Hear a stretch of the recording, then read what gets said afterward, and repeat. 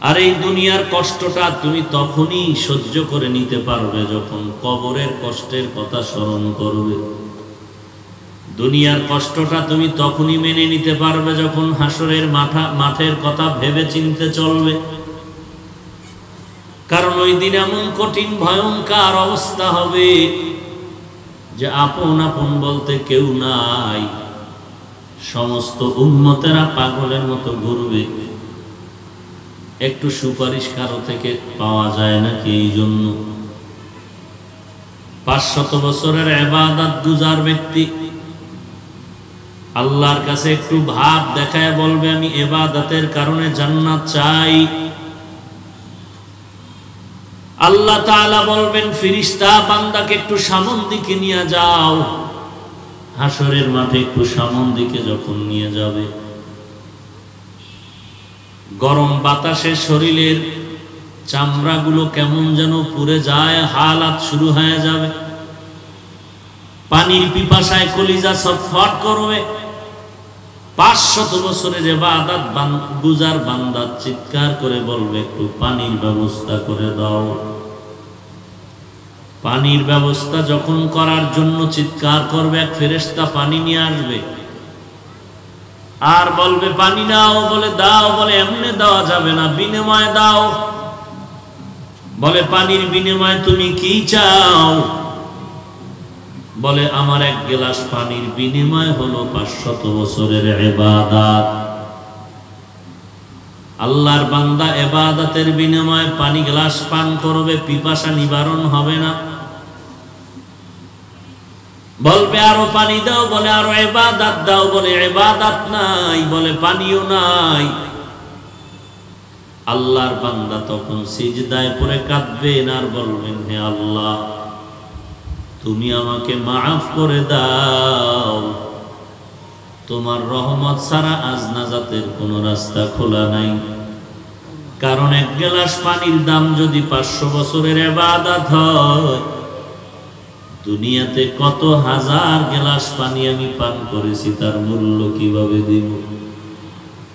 খোদার মালিক, ইবাদতের দ্বারা আমি জান্নাতে যেতে পারবো না, তোমার রহমতের দরকার।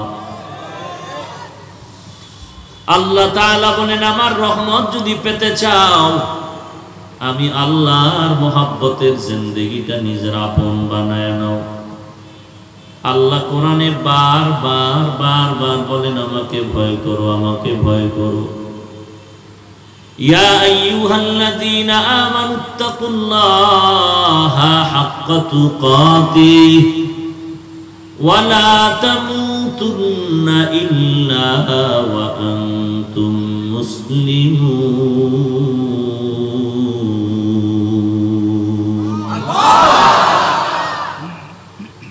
আল্লাহ তাআলা বলেন আমাকে ভয় করার মতো ভয় করো। মুসলমান না হয় কেউ মৃত্যুবরণ করো না। আল্লাহকে ভয় করার মতো ভয় করো।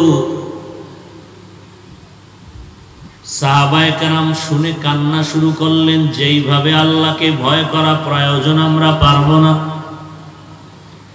আল্লাহ পরবর্তীতে বললেন ইত্তাকিল্লাহা মাস্তাতাতুম, তোমাদের সাধ্যমতো আমি আল্লাহকে ভয় করো। আল্লাহর ভয় অন্তরে ঢুকাও। কেমনে তুমি আল্লাহর ভয় অন্তরে ঢুকাইবা? যাদের মধ্যে আল্লাহর ভয় আছে তাদের সাথে সম্পর্ক জোড়ায় দাও। ইয়া আইয়ুহাল্লাযীনা আমানুত্তাকুল্লাহা ওয়া কুনু মা'আস সাদিকিন, আল্লাহকে ভয় করো এবং সত্যবাদী আল্লাহর প্রিয় বন্ধুদের বন্ধু হয়ে যাও। ফাসআলু আহলায যিকরি ইন কুনতুম লা তা'লামুন, তোমরা যেই বিষয়ে জানো না, যারা জানে তাদের থেকে জেনে নাও। আল্লাহর ভয় অন্তরে ঢুকাও, আল্লাহর ভয় অন্তরে ঢুকাও। কদ আফলাহা মান যাক্কাহা ওয়া কদ খাবা মান দাসসাহা। আল্লাহ তাআলা বলেন কদ আফলাহা মান তাযাক্কা, নিশ্চয় সফল হয়েছে, সফল হয়েছে। আল্লাহ তাআলা বলেন কদ আফলাহা মান তাযাক্কা, নিশ্চয় সফল হয়েছে, সফল হয়েছে। আল্লাহ তাআলা বলেন কদ আফলাহা মান তাযাক্কা, নিশ্চয় সফল হয়েছে, সফল হয়েছে। আল্লাহ তাআলা বলেন কদ আফলাহা মান তাযাক্কা, সফল কামিয়াব হয়ে গেল ওই ব্যক্তি যার অন্তরকে পরিশুদ্ধ করে নিল। অন্তরকে পরিশুদ্ধ করে নাও। আর অন্তরকে পরিশুদ্ধ করার ব্যাখ্যা হলো গুনাহের থেকে নিজেকে বাঁচাও। গুনাহের থেকে যদি নিজেকে বাঁচাইতে চাও তাহলে হাসরের দিনের ভয় অন্তরের মধ্যে জমা করতে হবে। হাসরের দিনের মুরাকাবা করো, মৃত্যুর মুরাকাবা করো, তাহলে অন্তরে ভয় জমা হয়ে যাবে, গুনাহের প্রতি ঘৃণা আসবে, ভয় আসবে। কারণ গুনাহগারের জন্য আল্লাহর কোরআনের ঘোষণা হলো জাহান্নাম আল্লাহ বানায় রাখছেন। আল্লাহ যে বারবার বলেন আমাকে ভয় কর, আল্লাহর ভয় যখন অন্তরে জমা হয়ে যাবে, বান্দার গলায় ছুরি আসলেও সে গুনাহের কাছেও কখনো চলে যাবে না। এই ভয় তৈরি করার জন্যই তো রাহমাতুল লিল আলামিনের মেহনত। একদিকে বাশীরা, অন্যদিকে নবী নাযীরা। রাহমাতুল লিল আলামিন একদিকে জান্নাতের সুসংবাদ প্রদান করেন, অপরদিকে জাহান্নামের ভয় প্রদর্শন করেন। কারণ জান্নাত পাওয়ার আশা আর জাহান্নামের ভয় দোনোটা যখন অন্তরে থাকবে তখন তুমি একদিকে জান্নাতের আশায় নেক আমল করবে, অপরদিকে জাহান্নামের ভয়ে তুমি গুনাহের থেকে নিজেকে বাঁচায়া চলবে। এত বয়ান, এত বয়ান, এত বয়ান, তাবলীগওয়ালাদের বয়ান, পীর মাশায়েখদের বয়ান, জুমার দিনের বয়ান, এত বয়ানের পরেও কেন যেন মানুষ গুনাহের দিকে দৌড়াচ্ছে, প্রতিযোগিতা দিয়া গুনাহ করার জন্য পাল্লা দিয়া আগাচ্ছে। এর একমাত্র কারণ হলো বয়ানের দ্বারাই বান্দার অন্তরে পুরা ভয় আসবে না। যাদের মধ্যে মুরাকাবার মাধ্যমে অন্তরে ভয় আসলো এমন একজন আল্লাহওয়ালার বন্ধু হতে হবে। তোমার আগুনের দরকার, যেখানে আগুন আছে ওখানে চলে যাও। তুমি ভালো একজন মিস্ত্রি হতে চাও, যে ভালো মিস্ত্রি তার কাছে গিয়ে তুমি সময় দিয়া মিস্ত্রির কাজ শিখে নাও। তুমি ভালো একজন কলামিস্ট হতে চাও, ভালো কলামিস্ট যারা তাদের সাথে পরামর্শ নিয়ে সময় দিয়ে শিখে নাও। দুনিয়ার লাইনে যে যেই লাইনে যে আগাইতে চায়, পারদর্শী ব্যক্তির পেছনে সে সময় লাগায়। ঠিক যেই বান্দা আল্লাহর ভয় অন্তরে জমা করতে চাও, যাদের মধ্যে আল্লাহর ভয় আছে এদের কাছে তুমি সময় দাও। তারা হলো, আল্লাহ বলেন, কুনু মা'আস সাদিকিন। সত্যবাদী আল্লাহওয়ালা যারা, এদের সাথে সম্পর্ক জোড়াও। আল্লাহওয়ালা তো ওই ব্যক্তি হবে যে ইচ্ছা করে গুনাহ তো করবেই না, অনিচ্ছায় গুনাহ হয়ে গেলে তওবা করতেও সে বিলম্ব করবে না। ইন্নামা ইয়াখশাল্লাহা মিন ইবাদিহিল উলামা। আল্লাহ তাআলা বলেন, নিশ্চয়ই আমার বান্দাদের মধ্যে যারা উলামায়ে কেরাম তারা আমি আল্লাহকে বেশি ভয় করবেন। আল্লাহকে বেশি ভয় করার মানে হলো গলায় ছুরি আসবে, গুনাহের কাছেও যাবে না। এই উলামায়ে কেরামদের সাথে সম্পর্ক জোড়ায় দাও। উলামায়ে কেরামরা আল্লাহকে ভয় করেন মানে গুনাহ করে না, কারণ তাদের ভেতরে ইলমের লাইট আছে, ইলমের পাওয়ার আছে। অন্ধকারের পথে যেই বান্দা টর্চ লাইট নিয়ে চলে, ওই বান্দা একা একাও চলাটা সহজ হয়ে যায়। শুধু একাই চলা সহজ না, তার একটা লাইটের পাওয়ারে আরো 10 জন বান্দাও চলা সহজ। যার ভেতরে আল্লাহর ভয়ের পাওয়ার আছে, পাওয়ার এমন একজন আল্লাহওয়ালার সাথে তুমি সম্পর্ক জোড়ায় দাও, ওই বান্দা তাকওয়া আর আল্লাহর ভয়ের পাওয়ার নিয়ে জান্নাতের পথে চলবে। শুধু একাই চলবে না, আরো 10টা গুনাহগারকেও সে পথ দেখায় জান্নাতের দিকে আগায় নিতে পারবে। সোহবতে সালে তোরা সালেহ কুনাদ, সোহবতে তালে তোরা তালে কুনাত জমানা, সোহবতে বা আউলিয়া बेहतर सद साले ताअत बेरिया मैले मोमिन सोए मोमिन मिशावद मैले काफिर सोए काफिर मिशावद। উলামায়ে কেরাম যাদের কাছে ইলমের পাওয়ার আছে, আর ওই ইলমের পাওয়ার হাউস হলো মাদ্রাসা। কি মাদ্রাসা? কিসের ইলম এখানে আছে? পরকাল জিন্দেগি গুনাহ থেকে বাঁচাইয়া আল্লাহর কাছে দণ্ডায়মান হওয়ার ভয়, যেই জ্ঞান শিখলে আসবে সেই জ্ঞানের হাউস, পাওয়ার হাউসে মাদ্রাসা। এই মাদ্রাসায় ঢুকলে বান্দা পরকাল জিন্দেগির মুসিবত থেকেও যেমন বাঁচতে পারবে, ঠিক দুনিয়ার লাইনের মুসিবত থেকেও বাঁচতে পারবে। যাদের ভেতরে আল্লাহর কোরআনের পাওয়ার, ইলমের পাওয়ার, এই বান্দাগুলো যেমন দুনিয়ার লাইনে আল্লাহ তাআলার ওয়াদা, বান্দা আখিরাতের লাইনে বাঁচবে, জান্নাত পাবে, ঠিক দুনিয়াতেও তারা বাদশাহীর হালাতে জিন্দেগি পরিচালনা করবে। নীরবে কোরআনওয়ালা ইলমওয়ালারা শান্তির জীবন যাপন করে, কোনো চিল্লাচিল্লি নাই, হাউকাউ নাই। মাঝে মাঝে চিৎকার দেয় কেন? দুনিয়াদার শয়তানদের চক্রান্তের শিকার হওয়ার কারণে। মাদ্রাসায় কোরআনের ইলম শিখে 24টা ঘন্টা 5 ওয়াক্ত নামাজ, ফজরের আজানের আগে উঠে আবার আল্লাহর কালামের তিলাওয়াত। যে কোনো আল্লাহর বান্দা দেখে তো সালাম,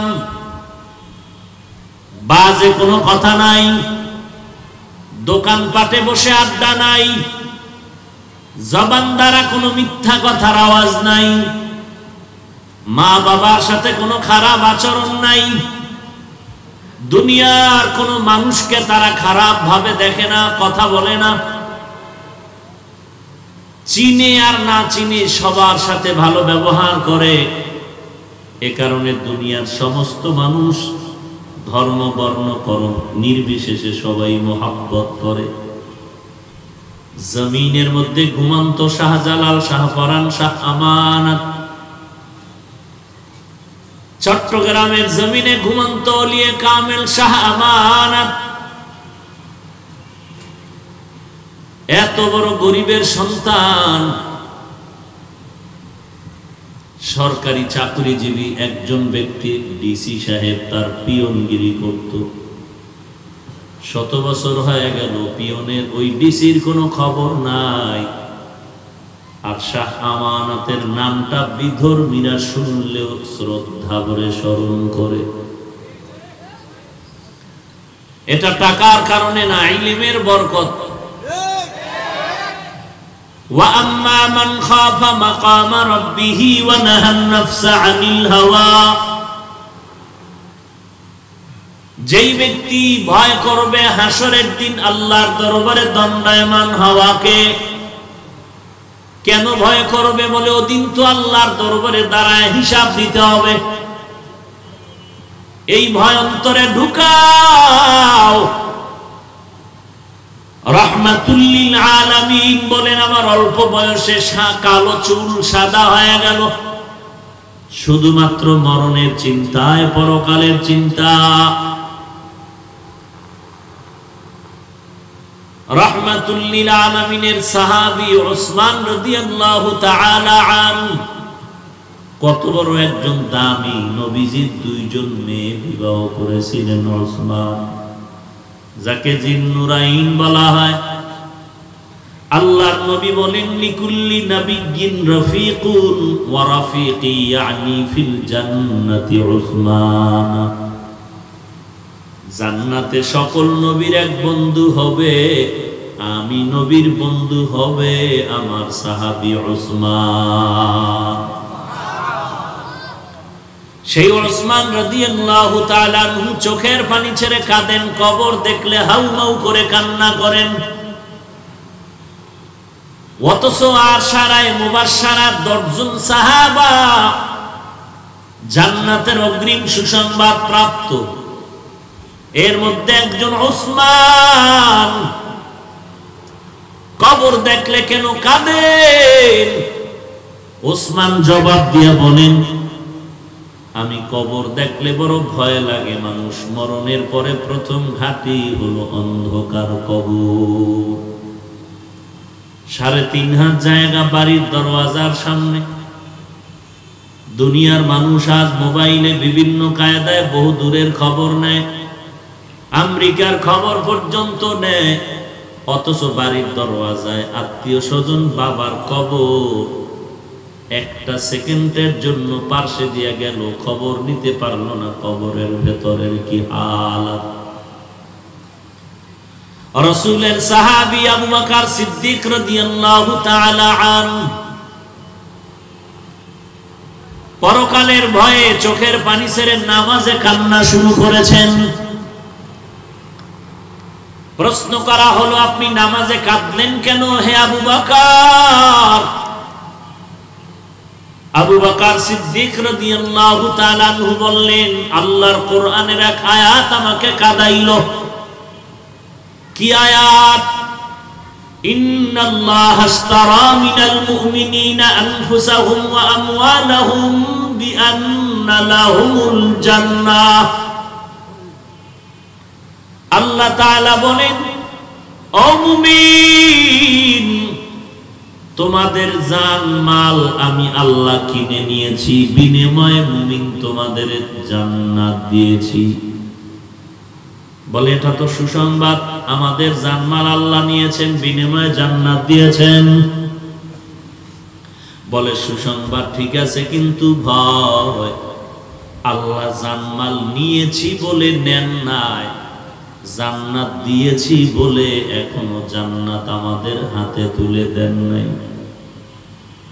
তার মানে বেচা কেনা আবার ফেরত নেওয়ার সুযোগ আছে। আবু বকর উদাহরণ দিলেন, আমি কাপড়ের ব্যবসা করি, আমার দোকানে আজ সকালবেলা একজন মহিলা বহুদিন আগে কাপড় নিয়েছিল, আজকে ফেরত দিয়ে গেল। আমি জিজ্ঞাসা করলাম, হে মা, কাপড় বহুদিন আগে নিয়ে আজ কেন ফেরত দাও? বলে, তোমার দোকানের কাপড় যে নিয়েছি আমার পছন্দ হয় নাই। আমার অন্তরে ভয়, হাসরের দিন আমি আবু বকর তো আসামির কাঠ করায় যদি দাঁড়ায় যাই, আল্লাহ যদি ডেকে বলেন, আবু বকর, আমার ওয়াদা ছিল, আমি জান্নাত দিয়েছি বলেছিলাম, জান্নাত দিয়ে তোমাদের জানমাল নিয়েছি, বলো সে জান্নাত পাওয়ার আশায় কি আমল করেছো? আমি আবু বকর যদি জবাব দেই, হে আল্লাহ, তোমার জান্নাত পাওয়ার আশায় আমি নামাজ পড়েছি, ইবাদত করেছি, জিকির করেছি, তেলাওয়াত করেছি, আল্লাহ, আল্লাহ যদি তখন বলেন, হে আবু বকর, আমার জান্নাত নিয়ে নিলাম, তোমার জানমাল তোমারে ফেরত দিয়ে দিলাম, আমি যদি বলি, আল্লাহ কেন? আল্লাহ জবাবে বলবেন, তুমি যে জান্নাতের আশায় নামাজ, রোজা, হজ, যাকাত, ইবাদত করেছো, তোমার ইবাদত আমি আল্লাহর দরবারে একটাও পছন্দ হয় নাই, তখন আমি আবু বকরের জাহান্নাম ছাড়া উপায় নাই। এই ভয়ে আমি নামাজে দাঁড়ায় কান্না করতেছি। জাহান্নামের ভয়, পরকাল জিন্দেগির ভয়। রাহমাতুল লিল আলামিনের সাহাবী ওমর ফারুক রাদিয়াল্লাহু তাআলা আনহু মুখের মধ্যে একটা পাথরের টুকরা রাখেন, কথা কম বলেন, প্রয়োজনে পাথরের টুকরা বের করে কথা বলেন, আবার ভেতরে রাখেন। কেন হে খলিফাতুল মুসলিমিন? খলিফাতুল মুসলিমিন বলেন আল্লাহর কাছে অনর্থক কথা বললেও হিসাব দিতে হবে। আমরা কত অযথা কথা বলি, আল্লাহর দরবারে অনর্থক কথা বলার হিসাব দিতে হবে। এরে নবীর উম্মতের দল, আল্লাহর দরবার থেকে পালাবার কোনো সুযোগ নাই। দুনিয়ার আদালতে মামলার আসামি, মার্ডারের আসামি, তোমার জন্য ফাঁসির রায় হয়ে গেল, তুমি ছলে বলে কলে কৌশলে পালাইয়া বিদেশে চলে গেছো। কিন্তু আল্লাহর আদালত এমন এক ভয়ঙ্কর, ওই জায়গায় পালানোর কারো কোনো সুযোগ থাকবে না। আল্লাহ তাআলা রব্বুল আলামিন এমন কঠিন বিচার করবেন ওদিন, ফজরের সময় বিচার শুরু আর জোহরের আগে বিচার শেষ হয়ে যাবে। এমন ওই কঠিন সময় একটা নেকের টান পড়লে কেউ তোমাকে নেকটা আর দেওয়ার জন্য আসবে না। ওমর ফারুক রাদিয়াল্লাহু তাআলা আনহু চোখের পানি ছেড়ে কান্না করেন। কেন কাঁদেন? হয় খলিফাতুল মুসলিমিন বলে জাহান্নামের ভয়ে কাঁদি। আল্লাহ যদি ঘোষণা করেন দুনিয়ার সব মানুষ জাহান্নামে যাবে, এক ব্যক্তি জান্নাতে যাবে, মনে মনে আমার আশা ওই জান্নাতি মেহমান আমি হতে পারি নাকি। পক্ষান্তরে আল্লাহ যদি ঘোষণা করেন সব মানুষ জান্নাতে যাবে, একজন ব্যক্তি জাহান্নামে যাবে, আমি ওমর বড় ভয় পাই ওই জাহান্নামের আসামি আমি ওমর হয়ে যাই নাকি। জাহান্নামের ভয় অন্তরে ঢুকাও, কারণ জাহান্নাম বড় ভয়ঙ্কর জায়গা, আযাবের জায়গা। ওই জাহান্নামের ভয় ঢুকাইয়া গুনাহের থেকে নিজেকে বাঁচাও। বলে গুনাহ থেকে বাঁচলাম, সামনে আর গুনাহ করব না, পেছনের গুনার কি উপায় হবে? আল্লাহ তাআলা বলেন তওবার দরওয়াজা খুলে রাখলাম, উদউনি আস্তাজিব লাকুম, বান্দা তুমি আমাকে ডাক দাও আমি জবাব দিব। গুনাহ করেছো তওবা করে নাও, তওবার দরজা খুলে রাখলাম, চোখের পানি ছেড়ে তওবা করো, আমি আল্লাহ জীবনের গুনাহ মুহূর্তে মাফ করে দিব। এরে নবীর উম্মতের দল, ওমর ফারুক রাদিয়াল্লাহু তাআলা আনহু নবীজির হাতে 40 নম্বরের মুসলমান। এর কিছু আগে আর একজন সাহাবী খাব্বাব রাদিয়াল্লাহু তাআলা আনহু তিনিও মুসলমান হলেন। ওমর ফারুক রাদিয়াল্লাহু তাআলা আনহু খলিফাতুল মুসলিমিন জিজ্ঞাসা করলেন, ও খাব্বাব, ইসলাম কবুল করতে গিয়ে তুমি কি পরিমাণ কষ্ট সহ্য করেছো? খলিফাতুল মুসলিমিন আপনি বলেন, আপনিও তো ইসলাম কবুল করেছেন, কি কষ্ট হয়েছে? ওমর ফারুক বলেন, আমার তেমন কোনো কষ্ট হয় নাই, আমি বাহাদুরের বেশে রহমাতুল লিল আলামিনের দরবারে গিয়ে কালেমা পড়ে মুসলমান হয়েছে। খাব্বাব তুমি শোনাও, ইসলাম কবুলের জন্য কি পরিমাণ কষ্ট তুমি সহ্য করেছো? খাব্বাব এই কথা শুনে দুফোঁটা চোখের পানি ছেড়ে কান্না শুরু করলেন। খলিফাতুল মুসলিমিন বলেন, কান্না করতে বলিনি, জবাব দাও কি কষ্ট তোমার হয়েছে? খাব্বাব চোখের পানি ছেড়ে বলেন, ও খলিফাতুল মুসলিমিন, সে কষ্টের কথা আমি কিভাবে বুঝাই? খাব্বাব তার জিহ্বা মোবারক বের করে দিয়েছেন। ওমর তাকায় দেখে জিহ্বার মাঝে একটা গোশতের টুকরা বাড়তি দেখা যায়। ওমর চিল্লায় বলেন, ও খাব্বাব, তোমার জিহ্বার মধ্যে কি টিউমার কতদিন ধরে হয়েছে? না বলে, না না, আল্লাহর জাত ও সিফাতের শপথ, জীবনে আমার কোনোদিন টিউমার হয় নাই। তো তোমার জিহ্বার ভেতরে কেন গোশতের বাড়তি টুকরা দেখা যায়? খাব্বাব চোখের পানি ছেড়ে বলেন, খলিফাতুল মুসলিমিন রাহমাতুল লিল আলামিনের হাতে কালেমা পড়ার অপরাধের কারণে বেঈমান বেদিন আমার বংশের লোকেরা আমি খাব্বাবকে হাতে পায়ে রশি লাগায় পাহাড়ের দেশে নিয়ে গেল। পাহাড়িয়া জঙ্গলে নিয়ে গাছের তাজা কাটা বের করে আমি খাব্বাবের জিহ্বাটা বের করার পরে ওরা আমাকে জোর করে জিহ্বার ভেতরে কাটা দিয়ে আঘাত করেছে, আবার বের করেছে, আবার আঘাত করেছে, আর বলেছে খাব্বাব কালেমা ছেড়ে দিবে কিনা বলো। আমি বলেছি আমাকে যত শাস্তি দাও দেও, আমি রহমাতুল লিল আলামিনের হাতে পড়া কালেমা কোনদিন ফিরায় দিব না। খাব্বাব চোখের পানি ছেড়ে কাঁদেন। শুধু এতটুকু নয়, পিঠের জামাটা উঠাইয়া দেখে, বলে দেখেন আমার পিঠের হাল। তাকায় দেখেন খাব্বাবের পিঠে গোশত নাই, হাড্ডির মধ্যে পোড়া পোড়া দাগের মতো দেখা যায়, কালো কালো দাগ। ওমরে ফারুক বললেন, ও খাব্বাব বলো তোমার কোন দিন কতর দিন পর্যন্ত কুষ্ঠ রোগ হয়েছে? খাব্বাব বলেন, আল্লাহর কসম জীবনে আমার কোনদিন কুষ্ঠ রোগ হয় নাই। তো তোমার পিঠে গোশত নাই, হাড্ডির ভেতরে পোড়া পোড়া দাগ। খাব্বাব চোখের পানি ছেড়ে বলেন, খলিফাতুল মুসলিমিন রাহমাতুল লিল আলামিনের দরবারে কালেমা পড়ার অপরাধের কারণে বেদিন বেঈমানেরা আমার হাতে পায়ে বেঁধে জ্বলন্ত আগুনের কয়লা সাজাইয়া আমি খাব্বাবের জামা কাপড় খুলিয়া চিত ভাবে আগুনের উপরে শোয়াইয়া বুকের উপরে পাড়া দিয়া হাতের লাঠি দিয়া আঘাত করেছে।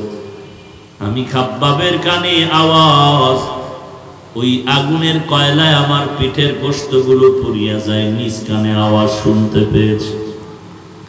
আসমানের দিকে তাকায় বলছি, হে মালিক, দুনিয়ায় কষ্ট দেয় সহ্য করা সম্ভব, তুমি আমাকে সাবিরিনদের অন্তর্ভুক্ত করে দাও। পরকাল জিন্দেগিতে তারপর আমি কোনো কষ্ট সহ্য করতে চাই না রে আল্লাহ। দুনিয়ার কষ্ট কিছুই না, পরকালের কষ্টের তুলনায় দুনিয়ার কষ্ট কষ্টই না। তুমি আমাকে ধৈর্য ধারণের তৌফিক দান করো। এরে মুসলমান, আল্লাহর গোলাম, জাহান্নাম থেকে বাঁচতে হলে, গুনাহ থেকে বাঁচতে হলে দুনিয়ায় তোমার মোটামুটি একটা যুদ্ধ করার নিয়তে চলতে হবে। কারণ তুমি আজ পর্দা করে চলতে গেলে তোমার আত্মীয় স্বজন বেজার। ওরে আল্লাহর বান্দা, পর্দা করে চলতে গেলে অনেক জায়গায় তুমি বাধার সম্মুখীন হয়ে যাবে। এমনকি নিজের ঘরের স্ত্রী পর্যন্ত বেজার হওয়ার সম্ভাবনা আছে। এমতো অবস্থায় বান্দা তুমি একটা যুদ্ধের ময়দানে অবতীর্ণ হয়ে তোমাকে পাশ করতে হবে। দুনিয়াতে কিসের স্ত্রীর ভয়? আজকে যদি মরে যাই, স্ত্রী আর একদিকে দৌড় দিবে, আমার চিন্তাও করবে না। আমি বলি আমার ছেলে, আমার মেয়ে, আমি যদি মরে যাই, ওরা আমার জায়গা নিয়ে কারাকারি আর ঝগড়ায় লিপ্ত হয়ে যাবে। আমি বলি আমার বাড়ি, আমার গাড়ি, মরে গেলে কিছুই তো আমার না। সাদা তিনটা পাতলা সাদা কাপড়ের প্যাকেট হয়ে কবরে পড়ে থাকবো। যদি আমি যুদ্ধ করে পাশ করে নেক আমল করে যেতে পারি, কবর হবে আমার জন্য জান্নাতের টুকরা। আর যদি আমি পরাজয় বরণ করি, তো আমার উপায় নাই। দুনিয়াতেও আমি পরাজয় বরণ করে স্ত্রীর কাছেও দুর্বল, আমার আত্মীয় সন্তানের কাছে আমি দুর্বল, মরণের পরেও আমি কবর হাসরেও হয়ে যাব দুর্বল। এখানেও স্ত্রীর ধমক, এখানেও সন্তানের ধমক। টেলিভিশন দেখতে বাধা দিলে সন্তান আমাকে উল্টা কথা বলে, আমার স্ত্রী উল্টা কথা বলে। পর্দা করলে আমার আত্মীয় স্বজন আমার সাথে রাগ করে। তাহলে দুনিয়াতে আমি পরাজয় বরণ করে দুর্বল হয়ে গেলাম, পরকালেও তো আমি দুর্বল। দুনিয়াতেও এরা আমার দিলের ব্যথাটা বুঝলো না, পরকালে তো বুঝার কোনো চিন্তাই আসে না। আল্লাহর কাছে তওবা করো আর নিয়ত করো, হে মালিক, এই যুদ্ধ করিয়া পাশ করার ক্ষমতা আমার নাই, তুমি যদি তৌফিক না দাও। সাহাবায়ে কেরামরা যুদ্ধ করেছেন, মা বিরোধিতা করেছেন, উপায় নাই। রাহমাতুল লিল আলামিনের মোহাব্বত আমার অন্তরে জমা। ওমর তরবারি নিয়ে তার বোনকে মারে, কালেমা সার। মুসলমান হওয়ার আগে ওমর তার বোনকে মারে, কালেমা সার। বোন মার খায় আর বলে মরে যাব, কালেমা সারব না। এরে নবীর উম্মত, সাহাবায়ে কেরামের কষ্টের 1000 কোটি ভাগের 1 ভাগ কষ্ট তো আমাদের হয় নাই।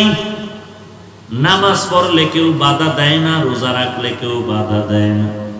আমরা এত সুন্দর সুযোগ পেয়েও তো নেক আমল করতে পারি না, বরং ইচ্ছা করে গুনাহের ভেতরে চলে যাচ্ছে।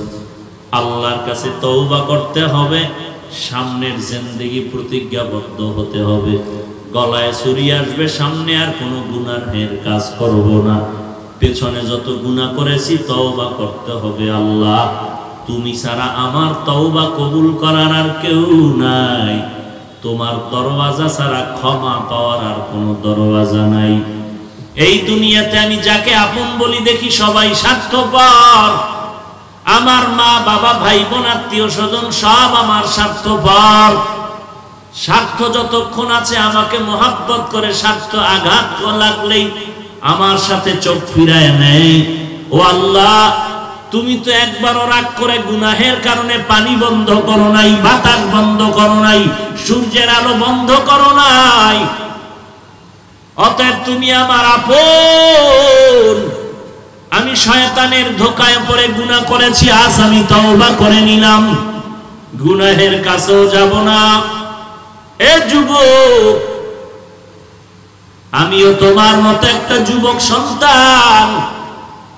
টুপি মাথায় দিলাম, দাড়ি রাখলাম, লম্বা জামা পরলাম, কোরআন পড়লাম, 5 ওয়াক্ত নামাজ পড়ি। সরকারি কোনো সার্টিফিকেট নাই, চাকুরিও নাই। মনে করিও না আমরা দুনিয়া বুঝি না, দুনিয়া আমরা চিনি না, আমরা না খায় মরে যাচ্ছি, না না। বরং আল্লাহর শুকর আদায় করে বলবো, কোরআনওয়ালা টুপিওয়ালার মতো জমিনের মধ্যে সম্মানে আর শান্তিতে দ্বিতীয় আর কেউ না।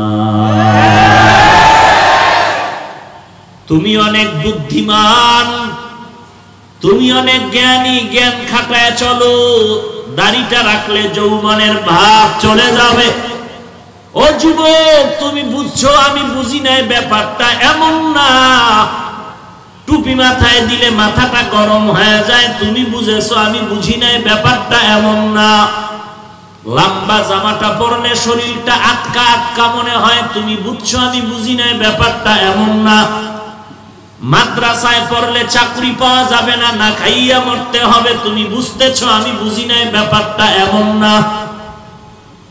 বরং তোমার বুঝার ফলাফল সামান্য 0। আমরা যেটা বুঝিয়া শুনিয়া চলতেছি আল্লাহর শুকর, আমরা কেউ না খাইয়াও মরি নাই। রাস্তা দিয়ে যখন হাঁটি সালাম পাইলে আমরাই পাই, আর কেউ সালাম পায় না। মানুষ সম্মানের চেহারা গায়ে দিলে আমাদেরকেই দেয়, তোমাদেরকে দেয় না। हकीकत से तू दुनिया बेखबर है, दुनिया की नुमाइश पर नजर है। नमी गुयम के अज दुनिया जुदा बाश, बहर कारे के बाशी बा खुदा बा।